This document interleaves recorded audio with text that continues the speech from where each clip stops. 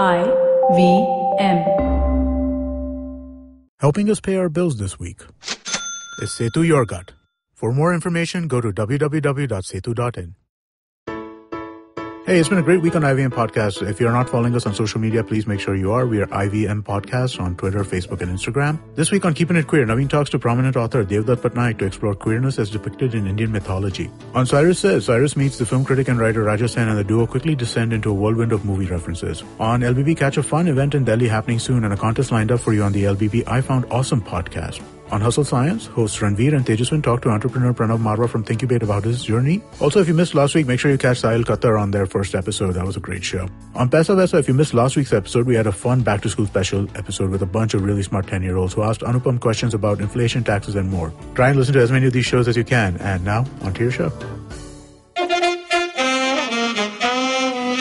Alright, please note that the language and ideas presented on the show might not be suitable for everyone. If you're under 18, make sure your mom isn't around. If you're over 80, why is your mom around?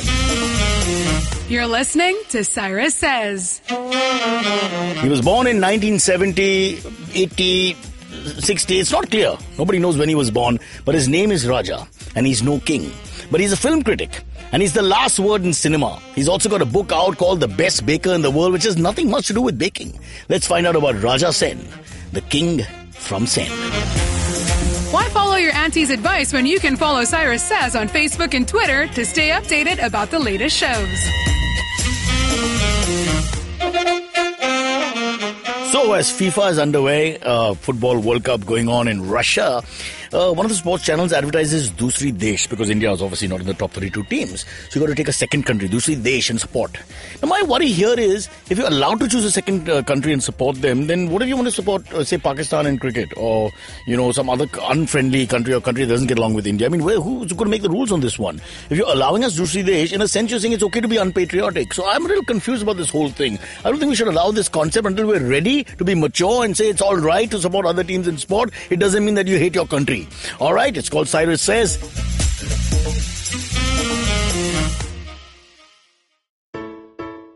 You know, people always say trust your gut, but what is your gut feeling? Your gut feeling comes from your digestive tract, which handles 70% of your body's immunity. Helping your gut are friendly bacteria that protect you from disease-causing microorganisms. These organisms cause infections and weaken your gut feeling. Setu Your Gut is a modern probiotic supplement that has over 15 billion of these friendly bacteria across 9 perfect strains. Setu Your Gut cleanses your gut, boosting your immunity and letting you make the most of your food cravings without any digestive issues. So go ahead and lap up that food. Now you can trust Setu Your Gut. Each bottle of Setu Your Gut comes with 30 tablets. Get your pack of natural probiotic supplement Your Gut today. Use the promo code GUT50 for a flat 50% off as you visit the site setu.in. And hey, take a picture of what you're eating today and trusting your gut with. Post it on your Instagram story and use the hashtag TrustYourGut. Tag Setu India and IVM Podcast to win an exclusive TV binge kit.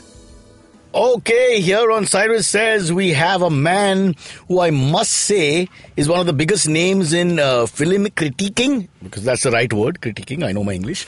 And more importantly, he's also out with a new book. We're going to talk about all that, but first let me introduce him. His name is Raja Sen, and his biopic is called Scent of a Woman, which is released a few years back with Al Pacino in the lead. Hoo-ha. Hoo-ha! Is it the humidity? What's that line? I love that line. Okay, we'll talk about that later. Right. But Raja, I want to talk about your life, because that's what this show is all about. Not just what's happening now, but your entire life, how you got into the business and all that. But before that, I want to start with the book, because the book is the latest thing. The book is the latest. So we'll sort of do like a flashback in filmy terms. So, yeah, sorry. So the best baker in the world, you set it up. Right. So the best baker in the world is a children's adaptation of The Godfather, which is a pretty bonkers idea. What are you talking about? Exactly. But the thing... So much killing. How am I going to explain it to my kids? Right. But there's no mafia. There's no death. What? There's no sex. You know, it's basically... This is the BJP annual meeting in Delhi when nobody mentions other stuff. It could be called Sanskari. No, it's set in a bakery. Oh. It's about a baker who gives his cakes out for free, and the whole thing is in parallel. So you have the characters. Wow. This is your Al Pacino character, you know, is Michael, who's the elder son who doesn't like... He's come from the army. Yeah. So he wants to be a baker. He's a Boy Scout, and he likes his chocolate dark. He doesn't really like the baked pastries and stuff like that. Okay. So, and there's this whole, you know, angle to all these characters who are parallels drawn. You know, the thing with children's books, which I've always enjoyed, is that... that sounds creepy, but keep going, Raja. No, keep children's books are awesome. I still, yeah. you know, but the fact is that they have the stakes are so high for something that could be small to you and me. So the idea of a balloon popping could have the same emotional impact of like an assassination. So that's what's happened here. That there are parallels to all the things that happen, including the horse's head, and all of that is in there. Oh my God! But there are different ways to. How do you do a horse's head dramatic? First time I saw it as a young boy in the 80s, I think, on video cassette. Right. I was horrified. Of course. First, as an animal lover, and second, nobody expected that to happen. We Yeah. were caught off guard. Now you sort of know when you watch a mafia film that X, Y, and Z could happen. Sure. So how would you do that in a children's book, which is about cookies? Which is about cookies and pastry, and the bad guy, in fact, will give you a good idea of the parallel. The bad guy here is a guy who's made cheap hard candy, and he's brought it, and the Godfather thinks this will ruin the children's teeth. It's too it's not. So it's like selling they're going to drugs. get hooked to it. Yeah, it's the selling drugs in thing. Godfather 1, and, yeah. and he says that no, we won't allow this. Turk. And then the Turk comes in, and the Turk is a camel here who's come in with his wares and is trying to get the kids hooked onto this, and all sorts of action happens around that. Sort of animal racism then. Camel's the bad guy. They come from Rajasthan. No, Elections coming up soon. It's just an easy parallel. That's all. There's no animal racism. Super, in fact, the fun part here was that none of the and this is something that I've seen kids really react to with the book, is that the animals are not of one clan. So the Godfather is an owl, but Sonny's a bear, and Michael's a raven. So we're not Sicilian in that sense. No, we're not. Well, it's our characters about who which they are. Yeah, who they are as opposed to who they're born into, which has been really fun. But I may be wrong, or maybe sort of that auto-suggestion is in your head. Right. But the moment I opened the book, and ladies and gentlemen, this was the first time I'm reading the book, so it's a first-time impression. He appears to be Marlon Brando. Yes, for some reason, your animators just, or is it because of the auto-suggestion power of such an iconic figure?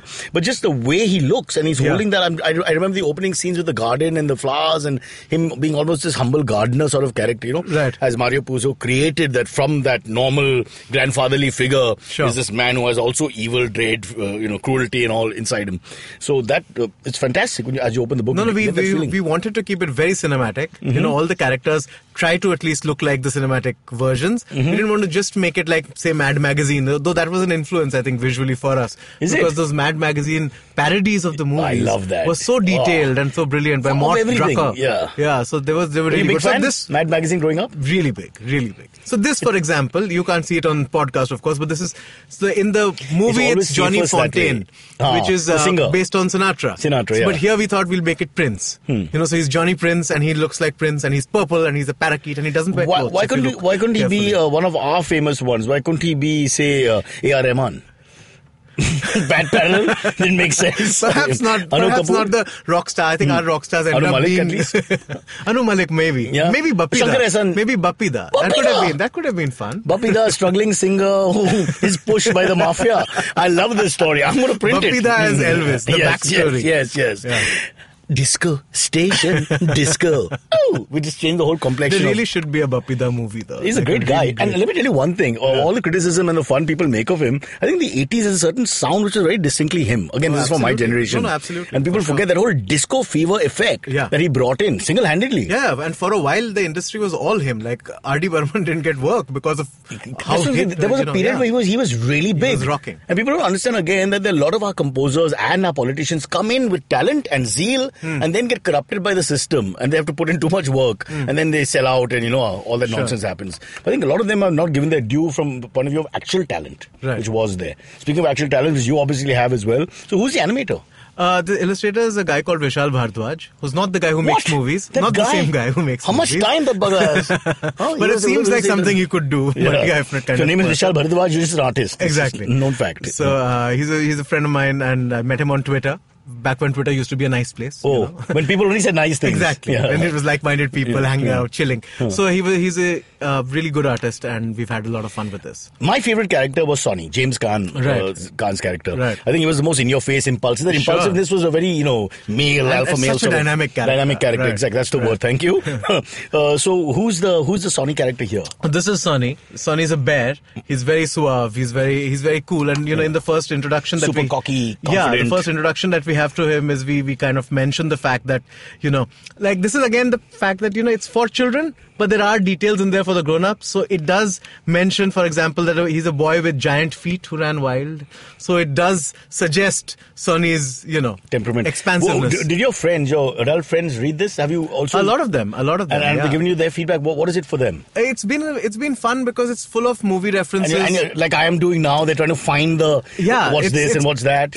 And if you read it, and especially if you've seen The Godfather recently, you remember. I mean, the iconic moments everyone remembers. What a movie, yeah. And so it's basically people find those parallels, and they're like, oh, you did this. Oh, this is how you've done that. So there are lots of in-jokes hidden even in the background, in the characters' pockets. We've had a lot of fun with the detailing of things, Mm-hmm. Even Coppola himself, I've thrown him in there as a character. Who's he? So he's a judge. It becomes about this big baking contest, and Coppola's a judge, and he's the only character who's actually. So the bad guys are all the way. Are they up to the baking contest? The ones who are trying to introduce. Yeah, the bad they're candy. there till the end. The Turk is there till the end. But see, this is the Coppola character who's human, but he's wearing a beak to fit in with these people. Okay, so there's another metaphor in a metaphor there. Yeah. But tell me one thing, this is no reflection of Indian political parties and Indian politics whatsoever. Not in this, no. We should not draw any other conclusions. No. It's this kind of book, now the more that I see it and you open our eyes to it, right. It appears to be that there's a lot of metaphors and hidden meaning. But this one's not political. Not yet. You'll wait till 2019 and then you'll announce book 2 that we're working on now is Trainspotting for children. So the movie. The movie. Danny Boyle's Trainspotting. Okay, so how will that... again, you'll just find a totally different metaphor and it'll... Yeah, that's about addiction. And that, as you know, is about all kinds of very serious substance abuse. Well, I could understand the film because the accents were too thick. I want subtitles. You need subtitles on that one. Really. Yeah, It took 40 minutes to pick up the accents and then you get the next 1 hour. Yeah. So this one is about addiction to screens. Mm-hmm. To iPad screens, iPhone screens. So kids who basically pay more attention to that than to the world around them. So we are kind of... Isn't that true? Isn't that ridiculous? While driving here, I was just screaming at a guy crossing the road. Right. The point is the body language doesn't change while holding the screen. Yeah. Okay, he's obviously sending a message. Right. And so when you're sending a message, you're fully in. It's not like perhaps you're talking is slightly better. So he's sending the message and as you blow the horn, they don't even acknowledge you. Right. They just continue. They sort of half look and just carry on. Yeah, this has just become the default position of this head, bowed down and just looking at your phone. That's the way to go. There's nobody's thinking. There's no periphery left anymore. With children, it's even worse because, like, I know lots of parents who basically, some of them are like, our kids don't see screens, but then they're like, but we show them screens during meal times, or we show them screens when they're traveling. Basically, it's just become this. It has become like a drug in that sense that they're constantly here something flashing for your ADD. And was that it? You think it's ADD? I think it. Partly, at least. I think for all of us, at least, we're looking at so many different. See, we grew up. Okay, Raja, you're a little younger than me, I think, but we grew up with books and things like that. Sure. But I didn't cross the road reading. No, we didn't. We took a break while crossing the road. Yeah. Thing is, you don't detach here. Yeah. What they call detoxify or go unplugged. Nobody goes unplugged anymore. You don't actually go unplugged. Yeah. And I think that's the huge issue. So I think your book is going to tackle something which most people will identify as a parent or as a person of the millennials. The people we hate, those millennials, those young cocky kids who think they can pronounce Jonas Brothers correctly and laugh in my face all the time. I hate you all. I'm sorry, I'm getting the Godfather mode.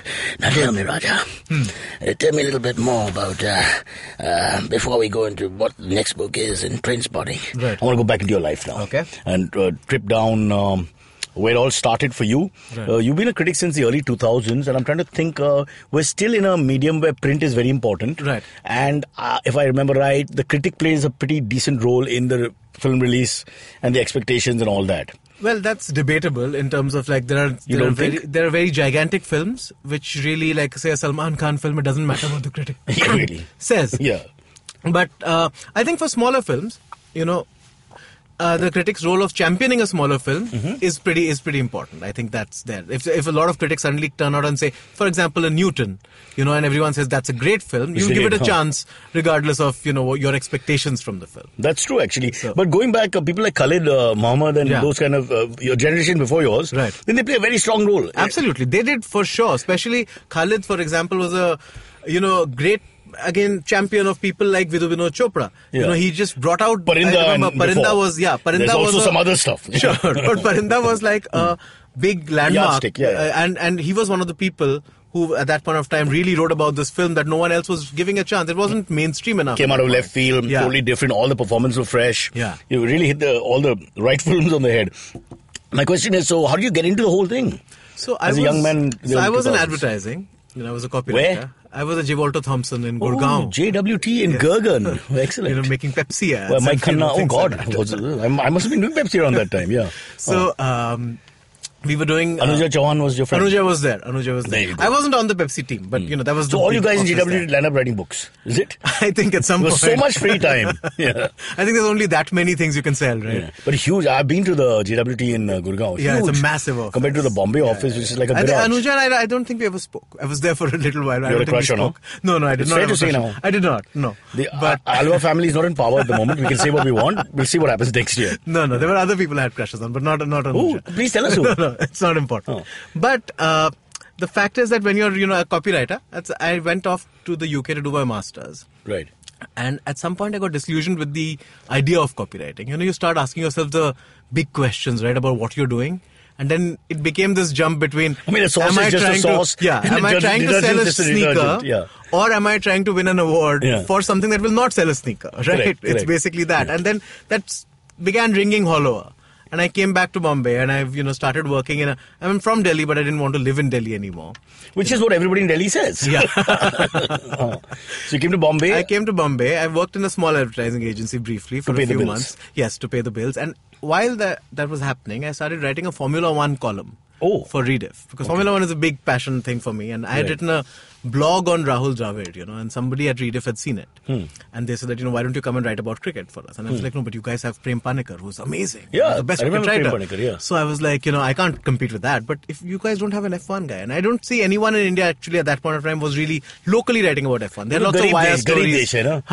So, but the interest was there. It was growing, and I was really into it. So again, pre-Mayawati is Formula One. Pre-Mayawati is Formula One. But that's a great racetrack, which doesn't get used. I was there. I went there. Did you attend it? I did. I did the first. Was it 4 years? No, it was 3 years. 3 years. 3 years it happened. Yeah, I was there all 3 years, but it was bad. It was amazing. It's when such it a great happened. track. India Such had a its own great Formula track, One. and then the governmental interference was just nobody crazy. told me about the sound. So we were there and we were trying to cover it, and nobody told us just how loud it would be. Suddenly they gave you that stuff as they put in your ears. It was like a friggin' bomb going off, man. Crazy. My heart went out of control. I was like, for a minute I couldn't recover. Yeah, it's massive. Oh, that was because Mayawati passed. But no, but it was difficult. It was difficult. Raja, I'm interrupting you. Let's get back to your flow. You came to Bombay. I came to Bombay. I was writing about F1.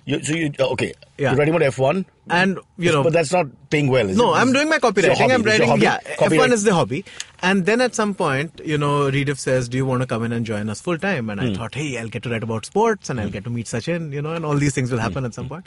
But they wanted me to come in and write about films. And I had done a couple of stray pieces. I'd done a piece on Marlon Brando's death and I had done a piece on Spider-Man. So you did have I did a couple of things, but those were like stray things. I didn't think that was what the career was. Being of Bengali stock? Yes. So then obviously you have to know the best in the business. So it's Marlon Brando straight away. Marlon Brando, the pretentiousness is kind of baked into it. No, we need that. I miss that. And I miss you that grow so up much. schooled in a certain kind of like, this is Ray, watch him. Like my this father. Is Godard, watch him. Like my father. You don't put Bradman and other cricketers in the same sentence. You're not allowed to. He gets angry. I think the importance of canon is kind of Brando. People have forgotten what he did. No, I think the millennials have ruined all of that. Yeah, there's no pedestals Streetcar anymore. named Desire. Yeah. I thought I would just watch that scene where he goes on shouting Stella. It's fantastic. Yeah. I wish I could have read that thing you wrote about Marlon Brando. Anyway, I'll send it to you later. So, so they tell you expand the brief on they said your come work? in and write about movies because we need someone urgently, not to review, but just to be on the desk and write about movies. And I was like, I'm just so much more interested in actual writing than in, writing what I was at that point of time doing menus for Chinese food as part of my advertising brief. Which is how Jackie Chan started. And look how big he is. Yeah. The big thrill then would be that, we would occasionally... The anarchy would be to reduce the prices on things.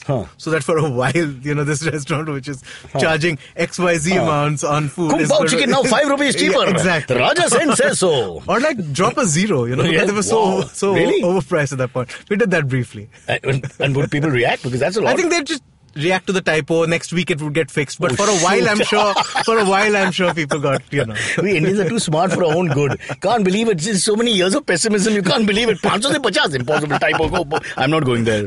All right. Okay, I think we need to take a quick break. We'll take a break. We'll come back. We'll now find you getting into your groove, becoming a film critic and then a writer. And then tell us about how you pay GST, VAT and deal with the government. All this with Raja Sen when we come back. And no, he's not related to any other Sen. Are you? Sushmita? No.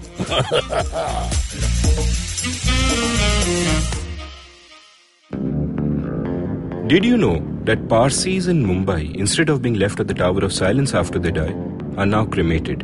And why? Because a cow fell sick in the early 1990s. Did you know that the smog in Delhi is caused by something that farmers in Punjab do and that there's no way to stop them? Did you know that there wasn't one gas tragedy in Bhopal, but 3?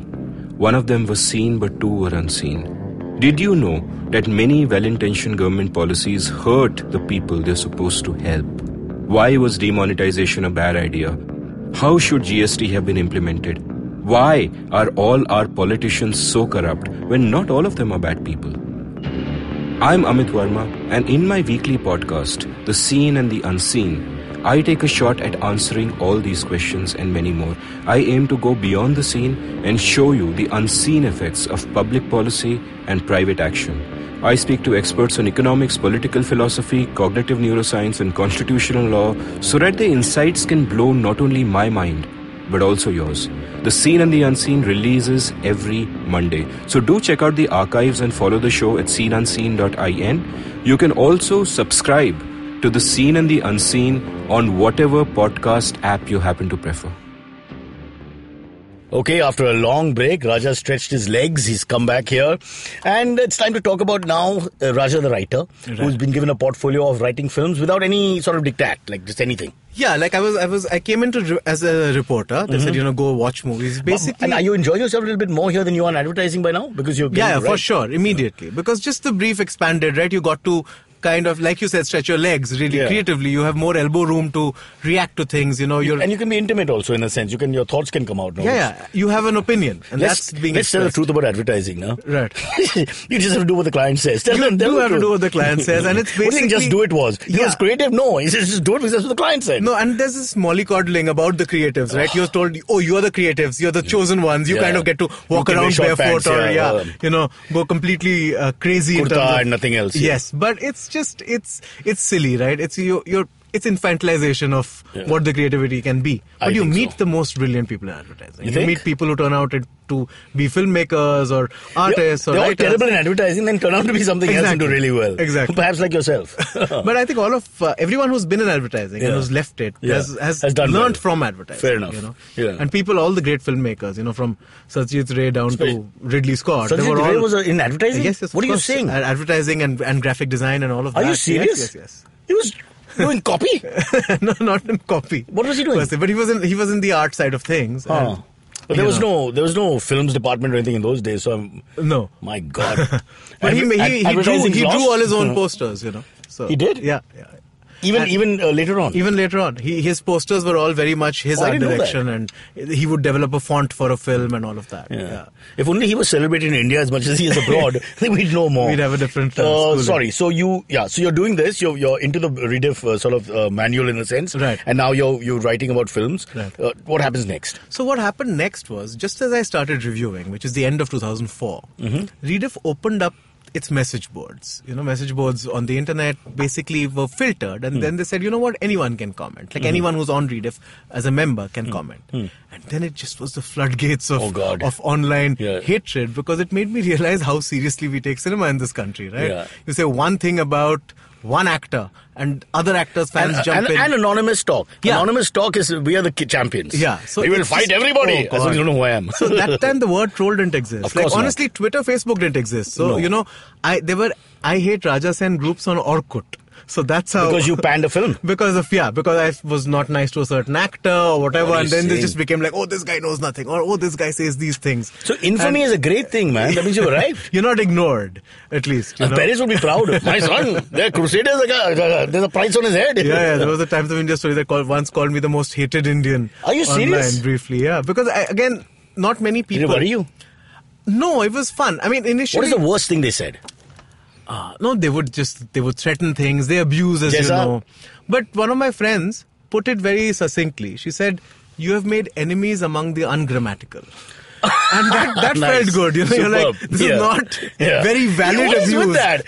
I absolutely I endorse that view, that wonderful lady whoever said that, because I think it really irritates me when you say, but couldn't they just put the punctuation? Exactly. You call me a bloody bastard, but where's the exclamation mark? Yeah. You have to send correct and send it back. Ma'am, please understand. Yeah. But tell me honestly, because I know whenever we get it, we always feel a little bad because it's personal abuse. Right. Nobody minds, I think, they criticize the work per se, you deal with it. But when they start saying, you're a fat, ugly man, or like, Why? But it's like then that flows off you, right? You know that these are all people who are coming out from a place of anonymity, as you said. Yeah. And I keep telling that to these, kids now who are, like the AIB kids and things like that. I keep telling them that, listen, don't engage with these guys. Well, that's what they want. It doesn't end. You wrestle with a pig. It's one of those things, right? You basically... Pig is not banned as of now. Pig is not banned. So you can wrestle. Yes, don't touch the cow. Just to be clear. Yeah. Yeah. So so you're exactly what you say. If you're a known name and you engage with people, it just steamrolls from there, and at the end of the day, you're the loser because they just end up with the name calling. I don't even block people really online. Like it's just ignore them. Because we're lonely Indians, and you never know. On a bad day, Raja Sen maybe I don't mind the abuse. Let's share a whiskey together. Yeah. All right. So you're the first hated guy. Because I think online, there weren't too many of us out there. There were people writing for newspapers and stuff, but online I was one of the early ones, and that Rediff had a giant spread at that point. It was, I think, the 6th most accessed Indian website. So it was gigantic. Yeah, Rediff was. It set the standards. Really big, yeah. So you started now critiquing films as against talking about Marlon Brando. It's more like an intimate Raja Sen recollection. What happens is when you start getting onto the film desk, you start watching films to kind of make yourself aware of what you're going to even be talking about. But the Friday night release, it would be like that, a critic? Yes, after a while. Not immediately, but when I started reviewing, like I said, I joined in, say, August or September, and then by the end of the year is when I started actually reviewing. This is Salman's film. Okay, go see a horror film. Go see this little horror film that no one else is interested in watching and go review it. Okay. So that's how it kind of began. And then you start off... basically, nobody watches... we think we watch Hindi movies, but nobody watches as much as the critics do, because... The critics, poor chaps, have to watch the full film also. You can't walk out. You can't walk out. You can't fall asleep, You can't quietly come in after the national anthem either. Because we know you. We're watching you. Yeah, so you started getting into the whole actual critiquing. Yes. And then the hate mail would be more? Yeah, absolutely. As soon as the established actors came in... So who was the actor that would get the fans would be the worst? Shah Rukh Khan, Salman Khan... Rajnikant, these are those were hot topics. Father, Son, and the Holy Ghost. And then you really picked the wrong three.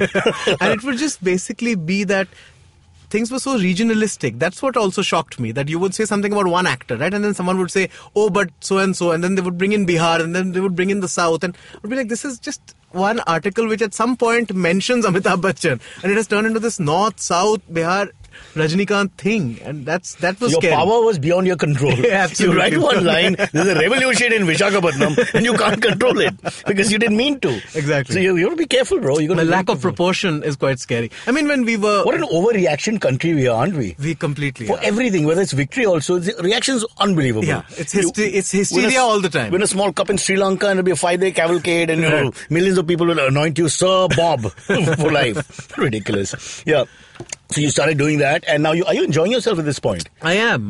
I've done it for a while. Do you like the idea of looking at flesh and bones of a film? Yes, I think it's important. That a lot of people tell me that I can be too cruel or I can be harsh. Bringing out the bitchy side, is that authentic and real, or do you think... No, it's very real. I think it's just that... This is an important point. It's not an intention. No, not at all. To attack. People presume that because you're a critic, you're a bitch, you're a malicious kind of person. That's not it. No, our favorite things to write, and I speak for all critics here, really. I think the favorite thing to write is when you watch a movie that you really loved, that's blown you away. That's when we're writing the hardest. That's when you really want to write something that makes the Olympics justice. Once in 4 years. Yeah, exactly. So it's rare, but that's the special part. My wife, me, my friend Kunal, people we know, we all love the film critics when they're trying to be a little ironic and silly. Right. Because I don't want to, it's like the English-speaking elite watching Hindi films and looking at it from another point of view. It's a little prejudice, it's a little classist. Sure. But there are certain commonalities which are hilarious, know, because at some point they're just not... allowing the intelligence of the viewer to grow in the mind of the filmmaker is very clear also in certain films. So you know better than me. So how do you deal with all the stereotypes and all the things that we would not change?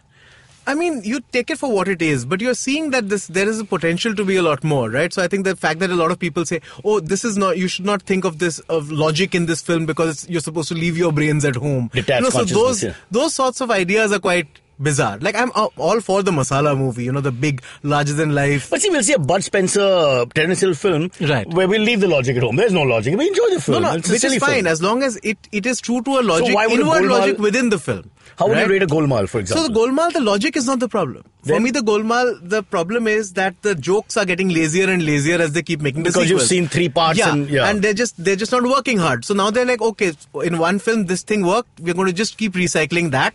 and just make it louder. So it's and never that's the not genre. working. Genre is not an issue. No, genre is not an issue at all. I mean, if like a horror movie, the only requirement is that it scare you, right? Everything else is window dressing on top of that. Right. Yes, great actors. Yes, wonderful writing. Superb lines. But if it doesn't scare you, it's not working as a horror movie. With his limited stuff, just that watermelon stabbing sound was bad enough for me. I mean, we're much younger, of course. The Shining. Like, if I still watch The Shining, I sleep with the lights on. Oh, God. That's a scary film. Jack Lemmon. Oh, my God. Even the first time I saw, what is that? Oh, God, the fellow with the mask. Freddy Krueger. Right. Nightmare on Elm Street. The first one. Right. First one was really scary. Sure. It reminded me of Pali Market on Sunday. No, but there were Freddy masks that came out and all of that. Yeah, now we stop correcting the man who doesn't know anything. We've got the critic here. Oh, he can do it on his own. Yeah. Sorry, Raja. So you're doing this, and now you start. Then you make this step into, which I always find a little scary, into making a film. Right. So basically what happens is Bollywood sets an encouragingly low bar. You see a lot of really bad films. Please loop this sentence and play it 3 times. Yeah. But you basically couldn't take it see anymore. a lot of ghastly ones. And you think that, you know what, I could try this. Yeah. And it started with this film called 99 that you were in. Oh my God. That wasn't the worst film, huh? No, I think it's pretty good. Like, I'm biased. But of course I can't review that. But, but you had a fat suit on in that film. Correct. And it was about match fixing, and it was a lot of fun. It was a fun. They had a proper storyline. They had it was interesting. So I wrote dialogues for that. I wrote dialogues for that. So what are you saying? The whole Dilli mein har ladki ka naam Pooja ya Neha hota hai. No, that's fantastic. It's fantastic. I've used that observation in my stand-up as well. Right. Sorry, I better pay you. Yeah, it's true, but Pooja or Neha, I think I changed it to Pooja and Shweta because there's 3 names that drive me mad. Right. That and Rohan and Aryan. Right. It's like we have like 5-6 names which we just keep using everywhere. You can't use them by just first name only. No. They have lost that. Yeah, absolutely. It's just ridiculous. Yeah. Oh, so you wrote 99. So that was fun to do. Yeah. And then I tried to. But then you're working with DK and Raj, who have no idea what Hindi is anyway. So you could have told them anything. You would say putu kala kila mala uko. What is that? It means that the sun will shine out of your ass and go straight forward. And right. But good guys to work with. Very good. Refreshing, different perspectives were different. Engineers from the south living there. And non-Bollywood. Non-Bollywood. So Go Goa Gone was also such a far out movie that they did. DK was hilarious on the sets in Delhi. Right. He actually. I remember you have come on the set. Yeah. So on the sets, I remember he couldn't mention Limbu Pani. He wasn't confident. Right. Just to ask for Limbu Pani or Limbu Pani. So he would just call the guy and he would do an acting job. I've never seen anything like that. So he would say, and then hold a glass in his hand and do mimicry like this of the glass and then do a mime of the Limbu. He would open and squeeze it with his other hand. It looked like, testicle. I believe it man, completely. We used to crack up and he would be losing it, because the guy's looking at the most common thing to say. Right. Well, hilarious. But good stuff. Yeah, I mean, it's like... it's not like I'm saying that this is my career now. It's just that it's good to learn about what you're when you cross that so-called Lakshman Rekha for a second, do you feel you've sold out? Because I always wonder, how can you be a critic and make a film? I don't think it's selling out as much because as now it is... you can be critiqued. Yes, and which is fine, which is great. Like, we made a little film. Were you critiqued? Yes, but 99 people kind of liked. Got good stuff. 99 people kind of liked. I was surprised. I was waiting for a lot harsher and especially reaction. The script. The writing was key, as is probably the problem with most of our films. Yeah. Right. But I made another film called X Past is Present, which I directed. It's an anthology film. Mm-hmm. And I directed a part of it. And another friend of mine, Sudhish Kamath, who's also a critic for The Hindu. Right. So he directed a part of it. And then we made a video where we read out all the bad reviews, the worst reviews we got. Because I was like, this is what we dish out. Yeah. We have to be able to take it. It's not personal. We know. And if people hate our film, that's perfectly fine. At least let's see why they hate it. Let's engage with it. So now you're straddling 2 worlds. At this point, which one are you? Are you the... No, the film critic is the day job. That's what I do. Okay. The books are really alluring though, because I had so much fun writing this book and it was so good creatively, so stimulating to step away from what you regularly do, write for children. The interactions with children have been a lot of fun. And I think you're least shackled here. Absolutely. Okay. Also, your ideas are only yours. Yeah, my ideas are only mine. There's no interference from Penguin. They were just like... Although they are animals. They had a lot of disbelief. They were like, where's the penguin? So they had a lot of disbelief. They were just like, Godfather for children. But then you get that reaction from me or anybody for the first time. So when that happened, they were like, they were super excited. So they've been great on that. They've been complete creative freedom. You say Godfather for children, be like, beta, does he touch you in an awfully funny way? Do you feel awkward? No, don't go there. So there's also Go Goa Gone with also Raj and DK. Right. You wrote the lyrics. I wrote the dialogues. As well as mostly all the lyrics for an upcoming musical Side A, Side B. Right, yeah. That's a tiny little film. Very, very independent film, shot in like 4 days. Already shot? Yeah. Oh. It's shot and done. It's a musical about a boy and a girl, who are traveling from Shillong to Bombay on a train. On a train. So the whole thing is set on the train, shot very guerrilla, and they're performing live music while they're on it, singing to each other. So you've written the lyrics of the songs? I've written lyrics of the songs there. Okay. And who's composed the music? The music is composed by this guy called Sudeep Swaroop from Chennai. And this is made by this friend of mine, Sudesh Kamath, who basically... 4 days? He does these impossible things, and he drags me into things I wouldn't have thought of being dragged into. He made me act also in one film at one point. 3 days. Oh my God, Rajkumar Santoshi, are you listening? I mean, this guys took 2 years and 3 years, and this is 4 days, probably better film. I hope so. It's a very sweet film. The kids are really good. They're young, talented musicians. Sing sound? Sing sound. Wow. Sing sound. I mean, that's amazing. Recorded live on phones. He had a really good sound recordist to ensure that the sound is good. Yeah. But it's live music performed Resul live. Pokuti to note. In 4 days, he can make a film with a good sound recordist. I've worked with him, MTV, 10 years. Very painful for him as well. All right, before we conclude, let's just understand this position that you have. Because I was trying to ask you in the beginning. As a critic, if you look at the food bloggers, for example, and my friend Kunal has been telling me that they keep being invited everywhere, they seem to be playing a role in the industry. Very important role. Whether you like it or not, they're being invited, they're being sort of either patronized or, put out or whatever, kept happy. Right. Film critic, where do you stand in 2018 with the internet and with everybody being a critic and other people giving it back? How does it stand? And actors taking everything personally. Actors take things very personally. Actors, in fact, are frightening because they quote you to you. Yeah. You meet an actor at a party and they'll be like, said this 3 years ago, and you said these two things about me, and in this film, but I was subtle, but you said I'm boring. But so they remember everything, which is both flattering and disturbing. And you don't? You're like, but Shahrukh, I never... okay, I did, yeah.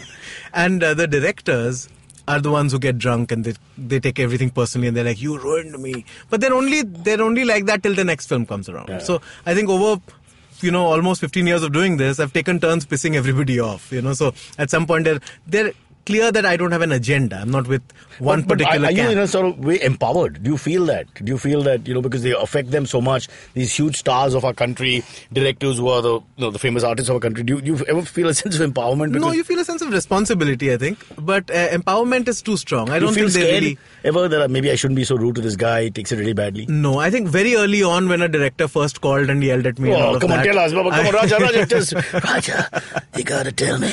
So it was this movie called Banaras had come out, and this director called Pankaj Parashar had made it. Pankaj made Jalwa. Yes, exactly. Yeah. Jalwa. You were in Jalwa? Oh, yeah, I was 14 years old. Okay. Yeah. So I got to hug Archana Pura and sing. Watch it. Three times. Okay.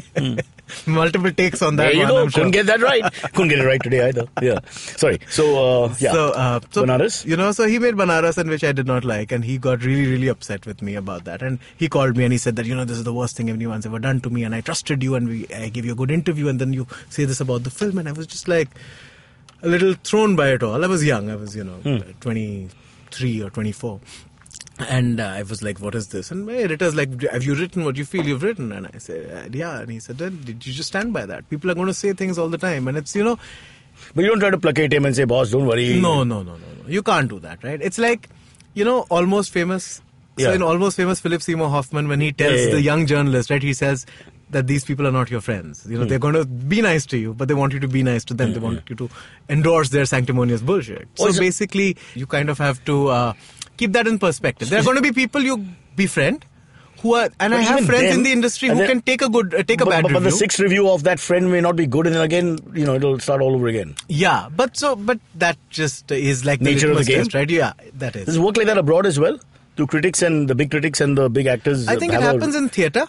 Okay. Because, it goes up and down. Because there are so few theatre critics. In India, again, in terms of Indians writing in English, there aren't very many prominent theatre critics, which is why the same ones of us get spoken over and over and get these phone calls and get also you're following, you make a name for yourself, so then it does affect, or at least affects the thinking of the producer, director and actors. Yeah, at least I know that the guys who are making the films are reading the reviews. Have they tried to bribe you? That. I have had that happen once. Superb. Yeah. What is the most you've been offered? I won't ask you names. I was not given a number, but I met with the producer just because I wanted to know the conversation. I wanted to know what is on offer. Raja, tell the truth, yaar. Times were hard. Times are still hard. There you go. But they said that, आपकी credibility sir आँखों पर. They were like, that is the most important thing. We are not wanting you to change Mark what you Anthony's write. speech, You start with the reverse of what you want. They were like, this is fully, we are not going to compromise what you're writing. Please write anything you want. You don't like the film, please say you don't like the film. But just give it 3.5 stars. Don't worry about that. Just give it 3.5 stars. So they can put it in their branding. Yeah, so they're like, that was what was important to them more than anything. I mean, I heard through the conversation. But they were willing to put money on the table. Yeah, but I was, the conversation was amusing to me. But I didn't want to get to the point where... Kab tak rukega? At some point, everybody bites the story of fish. Raja, it's been a pleasure talking to you. What's up next? As we end this bit and go to the AMAs, what's up next? I am writing book 2, which is Trainspotting, as I told you. And I am working on a novella, which is something I was writing to amuse myself in my most P.G. Woodhouse voice, and which is turning into more than a short story. So I'm having fun with that. And there are a couple of other projects that I'm trying to do with my illustrator. What about any more films? Not immediately. There are a couple of projects in the pipeline, but scripting. I do not. The direction is not really my game, I don't think. It's fun, it's interesting. I don't think I have the patience for it. But you want to wear all these hats. You want to write your books. Right. You want to write your scripts for whatever films that appeal to you. And you want to also obviously still be a critic where you've made your name and fame. I think that's what people expect from me in terms of being the critic. I would gladly take time off and just write books for a while if publishing paid money in India. It doesn't. It only pays money if your books get optioned for films. So it's again back into the same circle. But right now the books seem like a very exciting place to be. And writing about films is always going to be fun. Is there a film coming out? That I'm writing about right now? Yeah. No, not immediately. There are a few projects, and the development circles on these things are so Then I would like to conscript you for a very important role, writing a biopic for my friend Naveen, the producer here. Naveen, sitting right there, sweet little boy who's had a bad day coming back from Goa. Right. It's a story of a stand-up comedian from Bayandar, who has to come to South Bombay and make a name for himself. Right. And he's in love with a gentleman from Dubai. No, not. It's been a while. It's a little complicated, but I'm sure as a writer you'll figure it out. As long as it can get properly seamy, right? Our Indian biopics just end up being like whitewashing things and being nice to My problem, people. I told this at a cricket show the other day, is that, they lie about biopics. Because I went and watched Kalicharan, being a cricket fan, there was no Alvin Kalicharan in the 80s. Then I went and watched Border, no Alan Border. Right. Then I refused to watch Dhoni, because I said there'll be no Dhoni, and then turned out there was Dhoni. So, it's like the one that went the other way. I was very upset with that one. Yeah, Raja, it's been a pleasure talking to you, but we have the AMAs coming up. Okay. And I think you have to stay for that. Right. If you don't mind, it's just a quick question answers from people who actually listen to our show. Okay. It's another world. These aren't film critics or film watchers. Right. They're just bored people. Stay. Right. Hello there, my name is Naveen Narona, and as a gay person in India, I get asked a lot of stupid questions. Beta, is it LGBT or eligibility? How do two men procreate? Bro, is Grindr better than Tinder or what? We answer all these questions and much more on my podcast, Keeping It Queer, where I talk to individuals from the LGBT community in India and learn about their personal stories. Catch all the episodes on the IVM podcast app or any other podcasting app you like. Till then, keep it queer.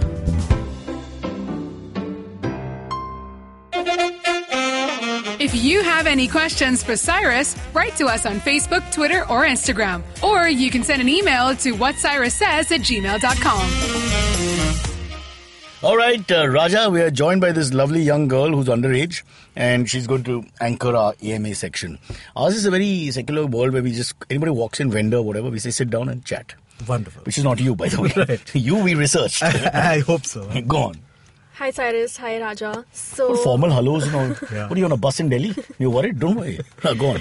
Yeah, so our first question is, what do you think about the Flat Earth Society? Would you like to start some society in India on similar lines? See, I know all about it, so I'll let Raja take this one, yeah. I think it started with one of the basketball players did that, right? He came out with He would really started proposing that this is a theory that's taken seriously. One of the major NBA players came in and said that the Earth is flat, and there was a silly... But the ball is round. He was clear. Yeah, the ball is round. The Earth is flat, and they're a very dedicated bunch of nuts here. Who really don't. I think the map is one of their. Copernicus, who was the guy they put in jail for the rest of his life because he said the Earth was round? So they were right the first time round. Yeah, I saw this meme recently. It was like the entire solar system and all the planets are round and only the Earth is flat. So, I know the earth is flat. It's flat broke. That's the problem with the earth at the moment. Yeah. Lacks character. Kind of flat. But I think it's good. We should change things up after some time. It's like, you had 4 years of presidency. Right. Change the president. So similarly, we've had round earth. Right. Didn't work. We're losing the environment, global warming, etc., fascism and right-wingers and all that. So let's just change it. Let's go flat. Let's go for a flat. little while. Let's give it a chance. What do you think that will do to us? Will it affect our daily life? It will affect your traveling, because now when you're going round the world, you're not going round the world. You're going You're just straight walking. Yeah, you'll fall off. You have to be careful. I wonder where the end of the world is. I'm told if you take a right from Varanasi, you'll end up in strange places, but I don't want to go there. okay, next question is from Rohan Vadva. He says, what are your thoughts on Sweden? Sweden? Well, the masterpiece of cinema that's come out of there, called the Helga series. But not for your age group. What are your take on Sweden? By the way, the Prime Minister hasn't visited Sweden. No, Norway. He has gone to Sweden. Oh, sorry. Okay. Sweden, like you said, great filmmakers, some good footballers who come out of Sweden. I was just watching this great documentary on Zlatan. Just the other day. Zlatan is Swedish, right? Ibrahimovic, yeah. So that was pretty good. But the Swedes, I don't know. I've never visited. Have you been? I had 2 Swede friends in Strasbourg, in acting school in New York. Okay. Very sweet guys. One guy was called Joachim, and he beat me up quite badly, actually, after drinking. Was it part of a scene? No, we just drank a little silly and, what else do you do with foreign students with no talent and no money? But they're lovely guys, but I don't think they've ever felt any kind of stress. Right. So they was telling me about their society, and there's no stress really. And the biggest problem for them is they need stress. Okay. Because there's very little crime. Right. Everything is there, and if you're a lazy bum, you're fine. There's social security and all is there. You don't have to do anything. So it's an Indian person's dream. Hence, Bombay Viking went there and, started a career as a musician. Neeraj Sridhar, love the guy. But, he's very happy there. So I think it's a whole different world for us Indians, who, when you get on that train in the morning, if you're in Mumbai, or try to find your car if you're in Delhi, it takes us, the whole day is a fight. And that's perhaps true of New York and many of these other big cities. But in Sweden, I think for a lot of them, there's no fight. And they miss that, being a Viking stock and all that. There's no fight left. Bjorn Borg had a little bit of fight in him when he took 11 Grand Slams down. But so I think that's a big issue with Sweden. So Sweden, we will help you. Send your people here and we'll send you 7 states inhabitants from India. Let's choose. You start first. No, don't. Raja, don't. Okay, next question is by Sharat. He says, hey Cyrus, your podcast is the thing that helps me get through the week. Thanks for that. Knowing that you are cricket geek, what do you think about the recent match-fixing scandals busted out by Al Jazeera? That's something that's gone under the carpet a little bit. Very good point. You've written a movie called 99, which is basically about sport fixing. Yeah. And the first shot of match fixing as it reared its ugly head in 2000. This latest one is Al Jazeera is not cooperating. They've come up with this sting operation, where they basically expose people. They mention names like Robin Morris, very prominent Bombay batsman, all-rounder, and other cricketers as well, including Australians and English players who toured in the last 3 years in this country. But they're not giving the evidence up, whatever evidence they have, to the ICC. Dave Richardson has called them up, spoken to them, but they're getting nothing. So there's a lot of this hyperbole and a lot of this innuendo going on. But unfortunately or fortunately, it's not going anywhere, the match-fixing accusations. How do you look at it? I find it hard to take cricket credibly after the IPL. I don't know, because, we've seen so much going, but I just find it hard to fix a game with just 1 or 2 players. I mean, I don't know. I don't know how that works. Okay, wicketkeeper drops a catch here and there. But in a T20 game, one batsman in 3 overs can finish a match off, for example. So I don't know if that's it. And the second part is, just as a romantic, I just hope it's not true. But what else do I have? Sure. I mean, the first time it had broken all our hearts, right? When it Janam, just look away. I can't even watch porn anymore. Because I don't understand the stories. It's just becoming complicated. If it should be a plumber, it's not just a pizza delivery guy anymore. It's not just a pizza delivery guy anymore. At last, Raja, someone should critique that side of things. Yeah, now you can come back. Okay, what do you think should be done about your male co-workers who refuse to address you by your name and instead choose to call you sir? These are people who are not your juniors, sit next to you every day, do the same job as you, eat with you, and still call you sir. Hate sir. I want sir taken out of the Indian lexicon forever. But although in Bombay you have boss, right? Boss happens a lot. I'm okay with boss. Boss is a term of familiarity more than anything. You're not saying boss as in you're my boss. You're saying boss, chief, buddy, But I think sir has become that as well. No, I think in the context that they're talking about, respect, it's kind of, it is the fake respect. Why? But it's almost sir as a Hindi word. I'm an egalitarian. I hate that shit, man. No, not for me. So what do you say? What do you say? I always say whether you're a waiter or whatever, call me by my first name. Okay? I agree with and if you don't like me, you can call me anything you want, but don't call me sir, because that'll really irritate me. But I prefer bastard. Right. But sir really irritates me. Uncle. I've strangled kids. I got to admit it. I should go to jail for this. I have strangled kids. I cannot bear uncle. Why uncle? My name is still Cyrus. Why should it change? Because you give kids this idea of fake respect. Right. They just presume that all seniors are great. And I think that's a myth which should be stopped from the beginning. Do you not? What about you and elderly people? Do you not call them uncle and auntie? If they are offended, so I will call them by a suffix like G or whatever. Right. But if I can avoid it, I will avoid it as much as possible. Sure. But if they take offense, then I would, because I don't want to offend someone. Were you like that even as a kid? I'm an egalitarian, brother. Right. That's one good point about me. For me, it's master and slave. As Abraham Lincoln says, no man is my master, no man is my slave. Of course, my wife is my master in a way, and that's a gender paradox, but these things happen. Are you married, Raja? I am. So what kind of Raja are you? I am a Raja by name. Let's just put it there. This is Raja by name. This is the parents screwing us. Naam to Raja hai. Have you seen him at home? Sorry, bro. Yeah? Okay, last question. What do you think of Major Rajyavardhan Singh Rathor's fitness challenge doing the rounds in the country? Why haven't we seen you post a fitness challenge video yet? Jayant Sinha, by the way, the minister, he did one push-up and it took about 4 seconds to get off the floor. And they kept that up. Did they not think that was funny? Because the intention was not funny. They kept that in there? Yeah, they did. Then Suhail Seth started this lovely one where he offered somebody else to do it for him. Okay. So one tough guy doing pull-ups for him, on the side. So my friend Kunal made me bench for him. Okay. So we shot one where I'm benching and Kunal standing there and you bench for me. So I think everybody has their own sense of fitness. Did Modi also take part in this? Yes, but for me, yoga is not the ultimate sport, but whatever, Sure. Yeah, they all did. All the big names have come to the party, so to speak. But when you get up in the morning and you catch your train or bus and you go wherever you have to go, you'll find we Indians are still unfit. Nothing's changed. Yeah, because there's no follow-up, right? No, of course not. There's one hashtag, it will come out, the people will and Virat Kohli is already fit, Raja. Don't show me Virat Kohli doing push-ups or something. I mean, that's what he does for. I pay him for that. Yeah. It's just that without the Nike logo in the corner. Exactly. Yeah. It's not free. He's still getting paid. When you're Virat Kohli, you get paid to sneeze. Right. Don't worry about it. Yeah. Cool, that's it. That's it. All right, thank you. Lovely talking to you, Jam. Good fun. Okay, catch us on any of the podcasting apps, please. We beg you, we need you. If you have any questions, write to us online and you can mail us as well. We will answer. We have a doctor in the house called May. And that's what Cyrus says. Your gut is the hot seat of your body's immune system. Strong immunity equals a sharper gut feeling. However, with our modern lifestyle habits and exposure to environmental pollution, your gut is constantly losing the good bacteria who work overtime to protect it. What if you could befriend 15 billion friendly bacteria who strengthen your gut feeling? Setu Your Gut is a modern probiotic supplement with 9 curated strains and 15 billion friendly bacteria. The perfect solution to your digestive issues and low immunity. Sourced from the most powerful strains present in nature, Your Gut makes sure you can trust your gut when you order your favorite food every day. Get your pack of natural probiotic supplement Your Gut today. Use the promo code GUT50 for a flat 50% off as you visit the site setu.in. And hey, take a picture of what you're eating today and trusting your gut with. Post it on your Instagram story and use the hashtag TrustYourGut.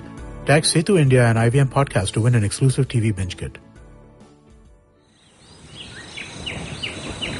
As you can see, we have a podcast listener in his natural habitat. Millions of years of evolution have led him to this point. He's on his way to work and listening to podcasts makes his miserable day better. He will now head to work and use all his knowledge to communicate with other colleagues and possibly future mates. You can find more of his species on ivmpodcasts.com, your one-stop destination where you can check out all the coolest Indian podcasts. Happy listening.